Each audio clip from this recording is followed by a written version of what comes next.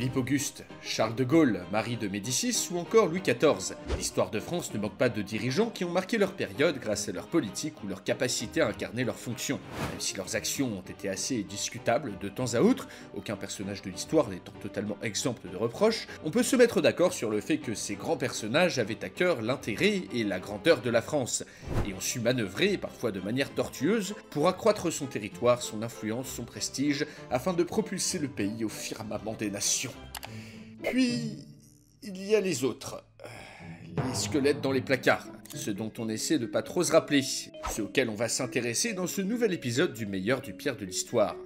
Aujourd'hui, chers abonnés et spectateurs, j'ai fouillé dans les tréfonds de mes manuels pour vous décoter 5 des dirigeants les plus discutables de l'histoire de France. Si ceux-ci étaient rassemblés autour d'une table pendant un dîner de famille, mon premier serait le cousin tellement chelou qu'on se demande parfois s'il partage la moindre goutte de sang avec nous, mon second serait la pièce rapportée qui le regarde bas, le front suant, te serre la main de la manière la plus molle possible et ne sort pas un mot du repas, mon troisième serait la vieille tante folle qui vit avec ses chats, le quatrième le papa trop strict qui te fusille du regard si tu as le malheur de respirer trop fort, et le cinquième le papy qui a un problème avec une ethnie en particulier. Oui, juste une seule. On sait pas pourquoi, et on le saura sans doute jamais. Bref, une belle collection de personnes réunies autour de la grande table de l'histoire de France, qui ne l'ont pour ainsi dire pas façonné dans le meilleur sens du terme. Mais rappelez-vous, ce classement est subjectif. Bah oui, ça reste quand même assez difficile de trouver uniquement du négatif parmi les dirigeants que je vais vous présenter, et c'est aussi difficile de juger objectivement qui était le pire quand on prend en compte tous les critères d'un bon chef et les spécificités de chaque époque. Mais bon, j'ai tout de même choisi ceux qui ont laissé des souvenirs anecdotiques, pour les moins pires, à traumatisants pour les pires.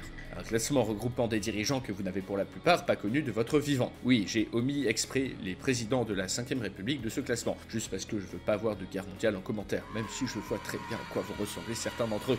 Mais même si la France n'a pas produit que des bons dirigeants, elle s'est par contre toujours plutôt bien débrouillée en ce qui concerne l'armement. Et ça tombe bien, aujourd'hui, War Thunder, le sponsor du jour, nous propose de grimper dans les tanks et les avions les plus mythiques de la Seconde Guerre mondiale et de la guerre froide. En tout, 2500 véhicules de toutes sortes de 10 pays différents, dont la France, qui sont jouables gratuitement sur terre, sur mer et dans les airs contre 70 millions de joueurs du monde entier. Vous pensiez que tous les pires dirigeants étaient dans cette vidéo? Attendez un peu de voir comment vous en sortez aux commandes de votre tank ou de votre avion, à vous prendre dans la face toutes sortes de projectiles et à voir votre engin se dégrader petit à petit grâce au système de dommages réaliste du jeu. Merci au système de rayon X qui permet de voir exactement de quelle manière les projectiles adverses pénètrent dans les côtes de vos personnages. Ciao les potes! J'aime particulièrement ces animations. Les véhicules sont ultra personnalisables et le jeu très bien optimisé sur toutes les plateformes. Vous pouvez vous inscrire gratuitement sur PC, PlayStation et Xbox en utilisant le lien qui est dans la description et le commentaire épinglé avec en bonus 7 jours de premium, 100 000 monnaies premium et des véhicules premium. Mais bon, je vous rassure tout de même, quel que soit votre niveau sur ce jeu, vous ne ferez pas pire que les dirigeants que je vais vous présenter dans cette vidéo en commençant par 5. Childéric III. Bon, alors déjà, attardons-nous vite fait sur le prénom, Childéric. Moi, je trouve ça trop classe. Au lieu d'appeler vos enfants Gaïa ou Maurice, là, comme des gros bobos, remettez au goût du jour les prénoms mérovingiens, s'il vous plaît. Childebert ou Ragnetrude, ça, c'est vraiment la classe, ça impose le respect. Pourtant, notre premier roi n'avait pas vraiment la classe et imposait pas vraiment non plus le respect. Mais ça reste le moins pire du top, car durant son règne, il n'a pas vraiment été dangereux, juste complètement inutile. En 737, Thierry IV, le roi, meurt. Le maire du palais, Charles Martel, qui détient le pouvoir effectif, refuse de mettre une nouvelle personne sur le trône, car il compte bien le saisir pour lui-même. Mais il meurt avant d'avoir pu le faire, et ses fils, Pépin et Carloman, à qui il manque encore la légitimité pour réclamer le pouvoir, vont être obligés de trouver un roi à mettre sur le trône. Alors ça tombe bien, à l'époque il restait un type cloîtré dans un couvent, dont certaines personnes disaient, sans que ce soit vraiment établi, qu'il était descendant de la famille royale légitime. Bon allez, ça fera bien l'affaire, et sans qu'il ait vraiment son mot à dire, le pauvre homme est tiré de sa retraite par une troupe de francs énervés. On lui met une petite baffe pour qu'il se tienne tranquille, on l'envoie s'asseoir sur un trône et on lui colle une couronne sur la tête. Pendant 10 ans, de 742 à 751, Childéric sert de faire-valoir, de marionnette, au véritable chef du royaume, Pépin et Carloman. Toute la cour le méprise, on le surnomme l'insensé, l'idiot, alors que c'est quand même le roi, putain, et il ne dispose même pas d'une complète liberté d'aller et venir. En fait, on ne sait pas grand-chose du pauvre Childéric, si ce n'est qu'il s'est fait victimiser pendant tout son règne et que personne ne le respectait. C'est le dernier mérovingien, le dernier des rois qu'on appelait les rois fainéants, et au fond, sûrement un random total à qui on inventa une filiation royale et qu'on a mis sur le trône pour utiliser en tant que pion.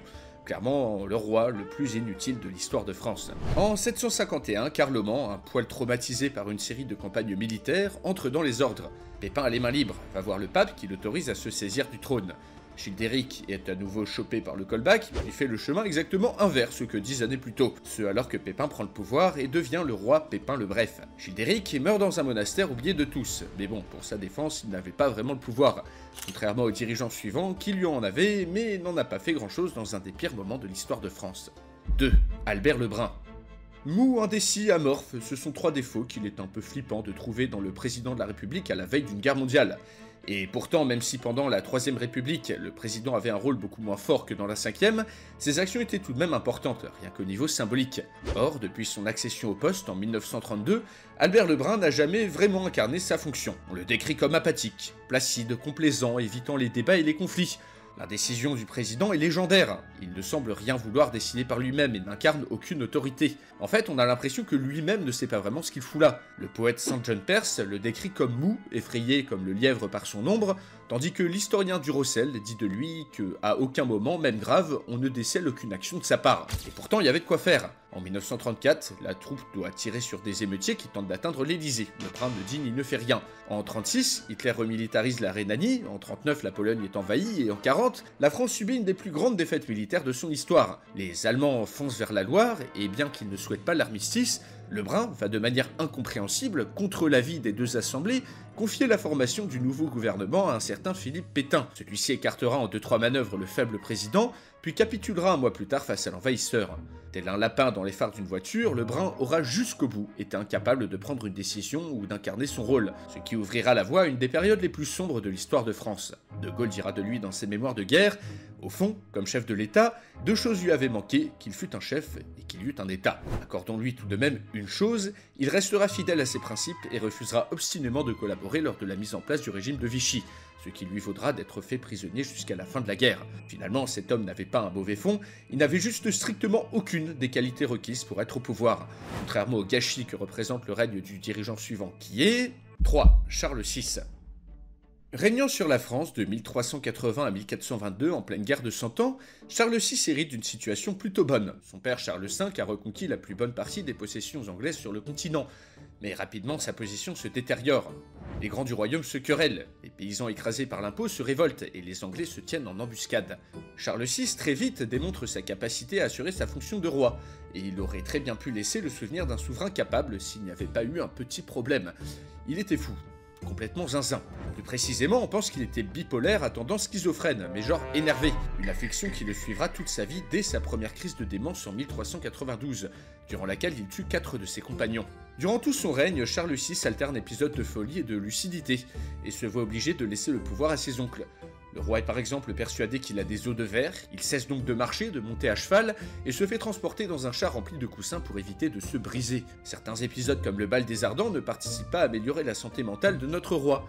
Lors d'une fête, les déguisements de plusieurs participants, dont Charles VI, prennent feu, faisant périr de manière horrible 4 personnes. Et bon, la thérapie du roi a subi un petit revers ces derniers temps. Les oncles du roi au pouvoir se déchirent entre eux et plongent un royaume pourtant en bonne voie de rétablissement dans le chaos et la guerre. Politiquement, les ambitieux en profitent pour avancer leurs pions. La France entre en guerre civile entre les Armagnacs et les Bourguignons, tandis que l'Angleterre reprend son offensive sur le continent. Pendant que le roi bave sur ses coussins à Paris, la chevalerie française est écrasée à Azincourt, et pour parfaire la catastrophe, Charles VI se voit obligé de céder la couronne de France au roi d'Angleterre, et déshérite son fils, le futur Charles VII.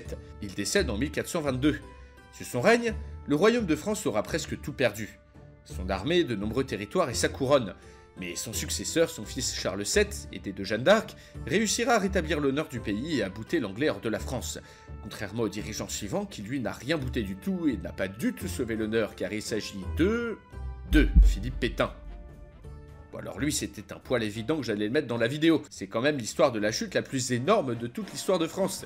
Passé de sauveur du pays lors de la Première Guerre mondiale à un méga combo de traîtres dictateurs antisémites et collabos alors que toute la nation lui faisait confiance. Fallait le faire. De tous les dirigeants de cette liste, c'est certainement le plus traumatisant. Et celui qui est tellement resté dans les mémoires qu'on le convoque encore pour insulter ses adversaires politiques, aujourd'hui, 80 ans après la guerre. À partir du moment où il arrive au pouvoir, le 11 juillet 1940, il s'attachera à mettre en place un des pires, si ce n'est le pire régime que la France ait connu de son histoire.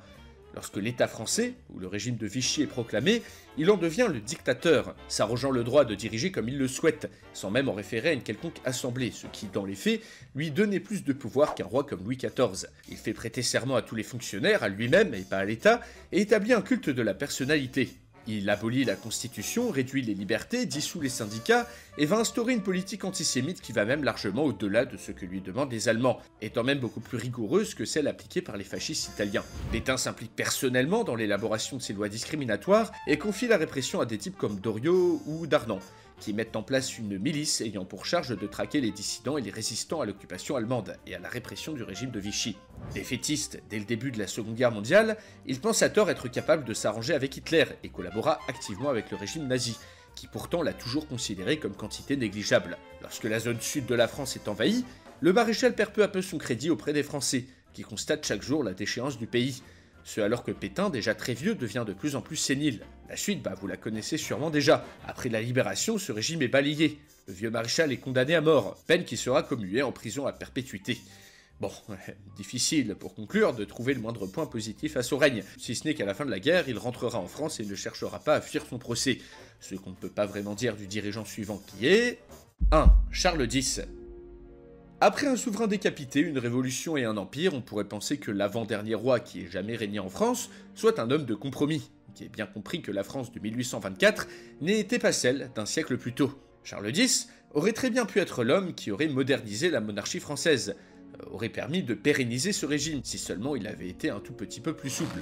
Lorsqu'il accède au trône en 1824, succédant à son frère Louis XVIII, Charles X a déjà derrière lui une longue carrière d'émigré, ayant été un des premiers nobles à fuir le pays lors de la Révolution française. Il est alors le chef de file des ultra-royalistes, les partisans du rétablissement d'une monarchie absolue de droit divin. Vous savez, le type de régime qui a valu à la tête de Louis XVI un aller simple dans une corbeille en osier. Sa déconnexion totale avec ce qui est devenu le pays apparaît vite au grand jour. Il se fait sacrer à Reims lors d'une cérémonie religieuse qui interroge, il fait passer des lois interdisant le sacrilège, et il dissout la garde nationale et s'attache à promouvoir à des postes de haute responsabilité des personnalités et des politiques ultra-religieuses et ultra-royalistes, dans une France qui est devenue en partie laïque et républicaine. Petit à petit, sa volonté de revenir à l'ancien régime se dessine. En gros, le roi mène des politiques qui contentent une toute petite fraction de radicaux.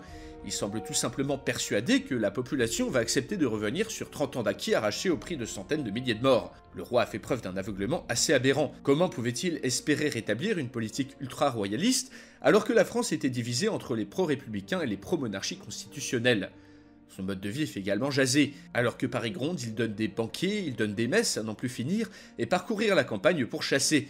Il nomme à ses ministères une brochette de personnages aussi impopulaires qu'incompétents, mais des personnages qui n'osaient pas contredire sa politique d'un autre temps. En 1830, l'opposition libérale gagne les élections. Charles X, fort mécontent, tente de passer en force, et passe en mode autoritaire. Il change carrément le mode d'élection par ordonnance et suspend la liberté de la presse en collant des rédactions entières en prison. La réaction ne se fait pas attendre. Les Parisiens se révoltent immédiatement et déposent ce roi un peu trop confiant lors de la révolution des Trois Glorieuses. Le roi fuit lâchement vers l'Angleterre et terminera sa vie comme il l'aura vécu, c'est-à-dire dans l'exil, l'oisiveté et l'absence totale de remise en question. Il aura au moins été un grand promoteur de la vie culturelle et artistique, ce qui est cocasse, car une étude plus approfondie de l'histoire récente aurait pu lui permettre de prendre de meilleures décisions. Encore un grand merci à War Thunder d'avoir sponsorisé cette vidéo. Pour rappel, si vous voulez démolir des tanks et des avions, vous pouvez visiter le lien dans la description et le commentaire épinglé pour recevoir des bonus premium exclusifs. N'hésitez pas à regarder mes autres formats, le meilleur du pire, j'ai fait une playlist exprès qui regroupe tous ces formats, et en attendant, chers abonnés et spectateurs, on se dit à la prochaine pour une nouvelle vidéo.